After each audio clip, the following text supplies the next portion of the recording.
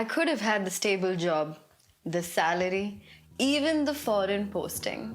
But I gave it all up. to start something of my own. And no, it was not glamorous. It was rough, confusing, and even just a bit crazy.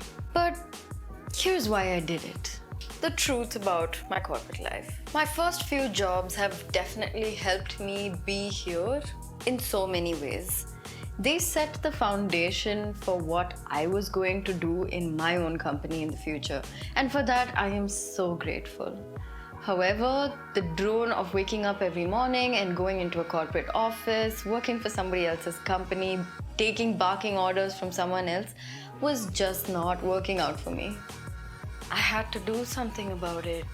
It didn't make sense to just randomly leave the company and have nothing to back me up on, and so I started the brand on the side. The first few weekends were all about us making our own content and letting people know that here's a service that we're willing to offer to others. This followed with most of our weekends getting filled up with either event shoots or edits or little things that people wanted. Very soon, the amount of time that we had to spend for our side hustle became more demanding. And so we gradually made the shift from having a corporate 9 to 5 job to a 24/7 freelance lifestyle. Yeah, it was a lot more than a corporate job was ever going to give me or ask me to do as well. And so I made the switch. There was nothing dramatic about it. There was no big I quit moment. It was silent, and it was my decision to choose this lifestyle. Things were going great, and suddenly COVID hit. We had to survive with pure creativity. I was editing random footage, making short edits, even ranting on YouTube. Here's a playlist of that if you'd like to see what that looked like. We really had to squeeze all the creativity out of ourselves. We even asked people to share footage of their own memories so that we could make little movies that they could enjoy together as a family. It was messy, but it taught me that this path isn't easy, but will always be mine. When the world opened up again, the real work began. Freelance income, government taxations, and a whole bunch of things I had no idea about. And what was the biggest push amongst all of these things? The ultimatum my parents gave me.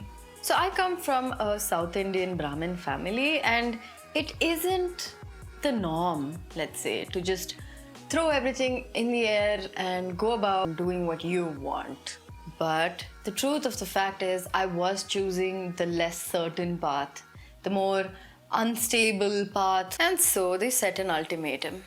They said if I could generate 1 lakh rupees in 6 months of starting the company on a monthly basis, then I could have this future of mine that I dreamed of. Or else I would have to succumb and continue doing my 9 to 5 and generating stable income. That was a lot.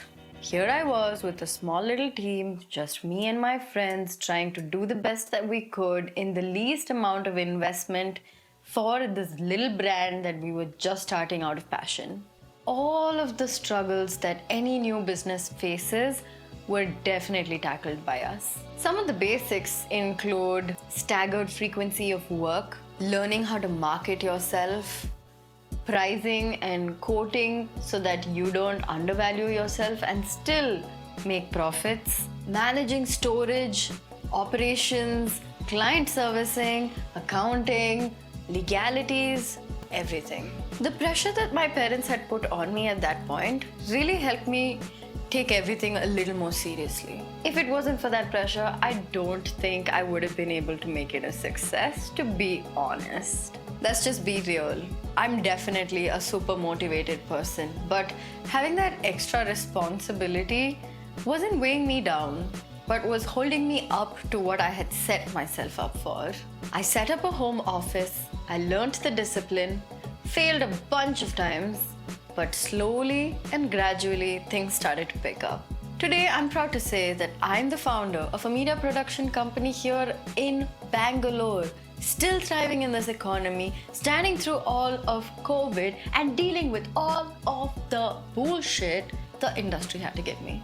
It's a nice feeling to finally be here, get regular income, have an accountable team that helps me run all of my services, and an ever growing network that has managed to keep this passion and drive alive. As a South Indian Brahmin girl, you just don't throw yourself out there hoping to land somewhere safe and sound. But that's pretty much what I did.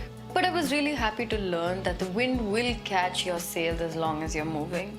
Today, I get to live my dream and my passion of creating content, traveling the world, enjoying this job that feels like a vacation every day, and also manage to teach young creators and showing them that it doesn't have to be all as difficult as it was for us growing up. Grant themselves the freedom and opportunity to write their own path. Here's to say that the 9 to 5 isn't bad. It's really good. It's a solid base foundation for anyone looking to start a life.